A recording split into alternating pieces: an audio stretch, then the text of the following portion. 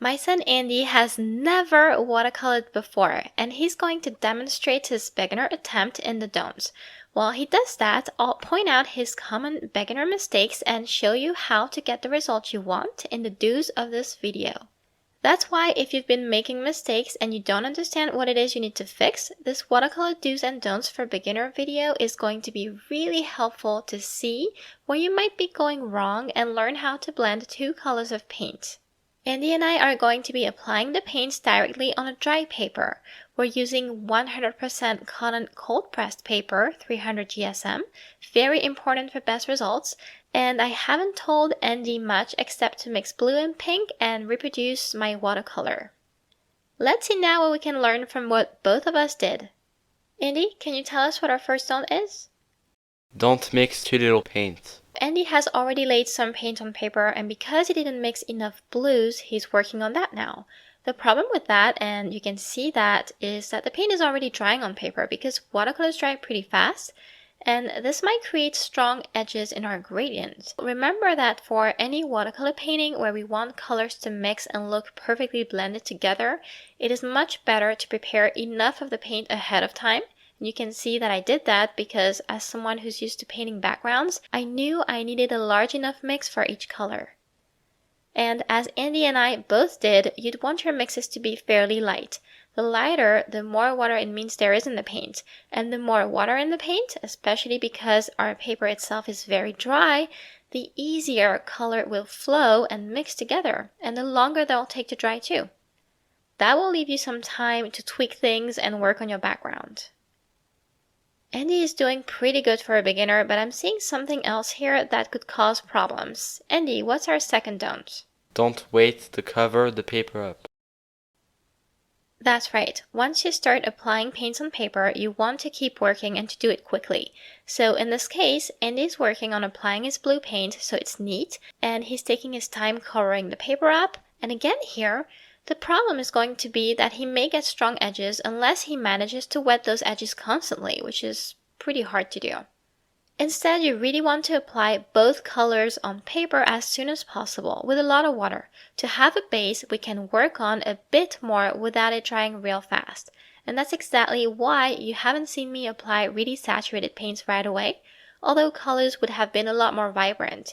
I didn't take that shortcut, and you could very well do that, but I didn't because I know that when there is little water, it's hard to get a super smooth blend. And because I like super smooth blends, and I don't want a risk of getting brushstrokes marks or blooms or harsh edges on a fast drying background, I always add a lot of water to start. Now on to our third don't. Don't add pigment too fast. What I was just explaining. Here, Andy is already wasting a bit of time adding pigment to his blue mix when he isn't finished applying both colors on paper. So again, while he does that, paints are drying on paper.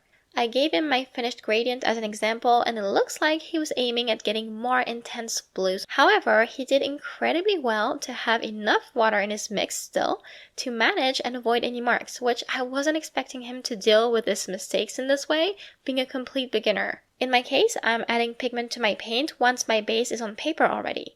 I know it's full of water, which gives me a minute to add a bit of paint to my mixes and come back with more intense colors. This is the fourth don't.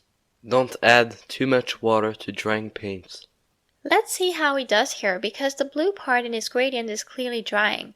Remember he had made his mix a bit thicker with paint.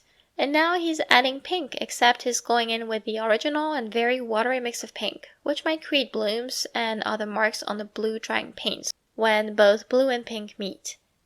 But again, he manages to get out of trouble. It's amazing because yes, the pink mix is pushing the blue mix a bit, although it's not very obvious, but he's mixing both of those to force the blend, so he's doing okay. Amazing. That part in the center is slightly lighter than the rest, and colors have a hard time blending. There's a visible separation there because of that water balance problem and excess water in the pinks pushing the drying blues up. So instead what you want to do is once your base layer is down and before it's dry, we still don't want to wait too much. We want to be quick. I find it best to add pigment to the mixes then to make them more vibrant with paint and let the colors mix some more.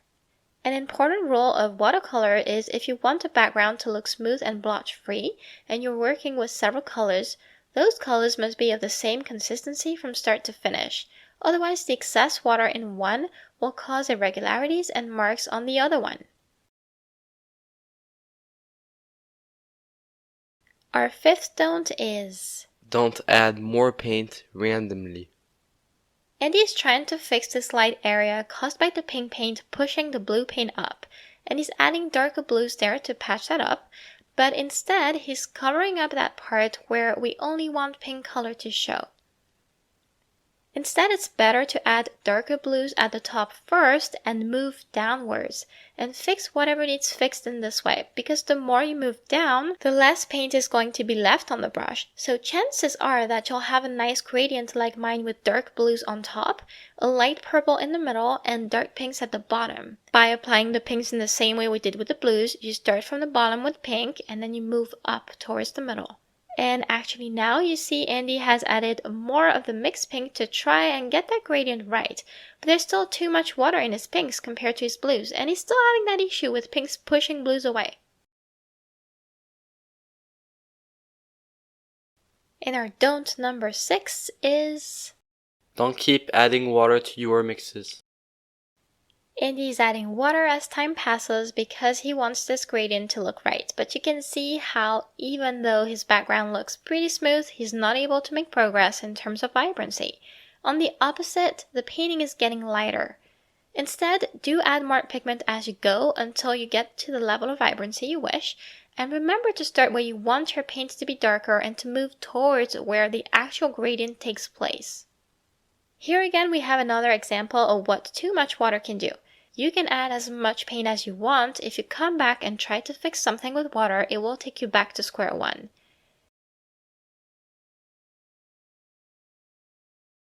We dried both our backgrounds, and although Andy's background is great for a very first watercolor experience, you can see the middle part is very light, and overall the gradient is not happening. Colors stayed too light. Here's a don't that's actually for me, even though I knew what I was doing, but I still want to mention. Don't use the wrong paintbrush size. And with this one, actually Andy did awesome because he had choice between a bunch of paintbrushes on purpose. I was being a little sneaky, and yet he picked the exact perfect one for the size of paper.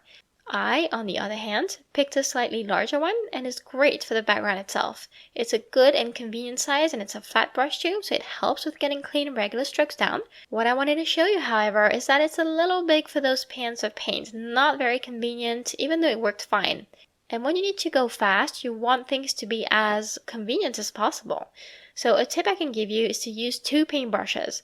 If you're going to paint a background with 2 different colors, this way you don't even have to wash your paintbrushes in between to pick up your other color, and it's less overwhelming if you're a beginner. Because if you have your 2 paintbrushes, if your mixes are ready, everything is ready for you to paint.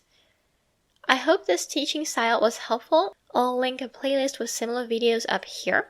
Please, if you like it, encourage Andy in the comments. He did amazing, and I'm glad there were a few mistakes here and there for me to talk about. And feel free to also like and share this video. And don't forget to subscribe and turn on notifications for more tutorials. Thank you for watching, and see you in the next video.